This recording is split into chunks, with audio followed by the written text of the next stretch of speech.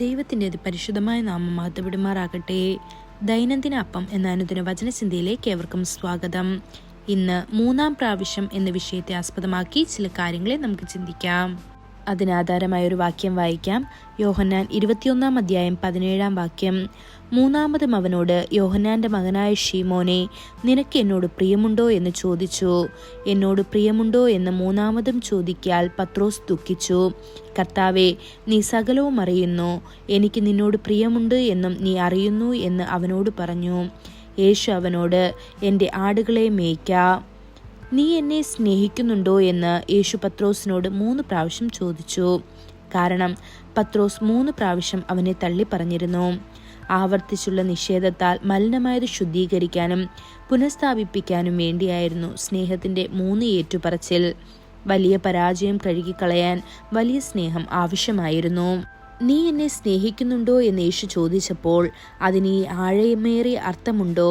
നിങ്ങളുടെ നിഷേധത്തിന്റെ ആഴവുമായി പൊരുത്തപ്പെടുന്ന ഒരു സ്നേഹം ഇപ്പോൾ നിങ്ങൾക്കുണ്ടോ? ഇനി ഒറ്റുകൊടുക്കാത്ത ഒരു സ്നേഹം, ഒരിക്കൽ ദുഃഖമുണ്ടായിരുന്നിടത്ത് സന്തോഷം നൽകുന്ന ഒരു സ്നേഹം, നിങ്ങൾ ഉണ്ടാക്കിയ മുറിവുകൾ സുഖപ്പെടുത്തുന്ന ഒരു സ്നേഹം. ഒരു പിതാവിന്റെ മകൻ വഴിതെറ്റിപ്പോയതിൻ്റെയും പിതാവിന്റെ ഹൃദയത്തിൽ ആഴത്തിലുള്ള മുറിവേറ്റതിൻ്റെയും ഒരു കഥയുണ്ട്. മകൻ എന്തെങ്കിലും തെറ്റ് ചെയ്യുമ്പോഴെല്ലാം അച്ഛൻ അവരുടെ വീടിന് മുന്നിലുള്ള ഒരു മരത്തിൽ ഒരു ആണി അടിച്ചു പറയും, മകനെ, ഈ ആണി മരത്തിൽ തുളച്ചു കയറുന്നത് പോലെ നിന്റെ പ്രവർത്തികൾ എൻ്റെ ഹൃദയത്തിൽ തുളച്ചു കയറുന്നു. ഒടുവിൽ ആ മരം 100 കണക്കിന് ആണികളാൽ നിറഞ്ഞു. എന്നാൽ ഒരു ദിവസം മകൻ മാനസാന്തരപ്പെട്ടു. അവൻ പറഞ്ഞു, അച്ഛാ, ഞാൻ നിന്നെ വേദനിപ്പിച്ച എല്ലാ വിധത്തിലും ഇപ്പോൾ ഞാൻ നിന്നെ കൂടുതൽ സ്നേഹിക്കാൻ ആഗ്രഹിക്കുന്നു. നിന്നെ സന്തോഷിപ്പിക്കാൻ ഞാൻ ജീവിക്കും. അന്നു മുതൽ അവൻ നന്മ ചെയ്യാൻ തുടങ്ങി. അച്ഛൻ ഈ മാറ്റം കാണുകയും അതിൽ സന്തോഷിക്കുകയും ചെയ്യുമ്പോഴെല്ലാം അവൻ മരത്തിൽ നിന്ന് ഒരാണി പുറത്തെടുക്കും. കുറച്ചു മാസങ്ങൾക്ക് ശേഷം എല്ലാ ആണികളും നീക്കം ചെയ്യപ്പെട്ടു. പക്ഷേ പാടുകൾ പുറം തൊലിയിൽ തന്നെ തുടർന്നു. ഇതിൽ പ്രചോദിതനായ ആ യുവാവ് മരത്തെ പരിപാലിക്കാൻ തുടങ്ങി. അതിനെ നനയ്ക്കുകയും വളമിടുകയും പരിപോഷിപ്പിക്കുകയും ചെയ്തു.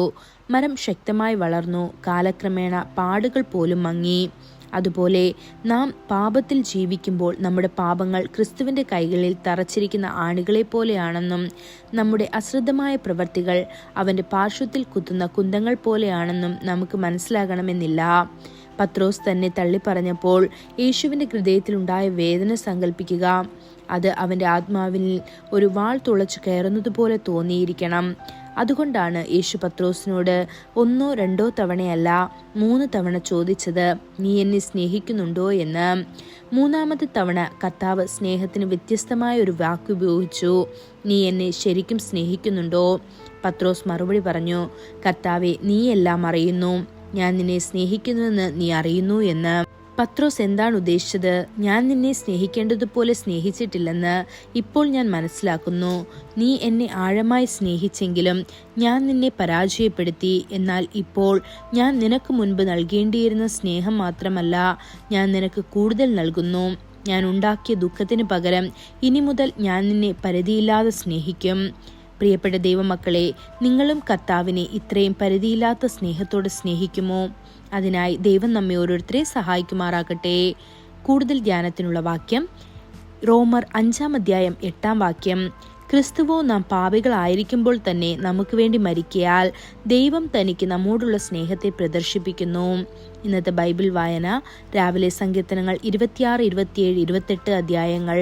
വൈകുന്നേരം അപ്പോസ്തല പ്രവൃത്തികൾ 22-ാം അധ്യായം. ആമേൻ.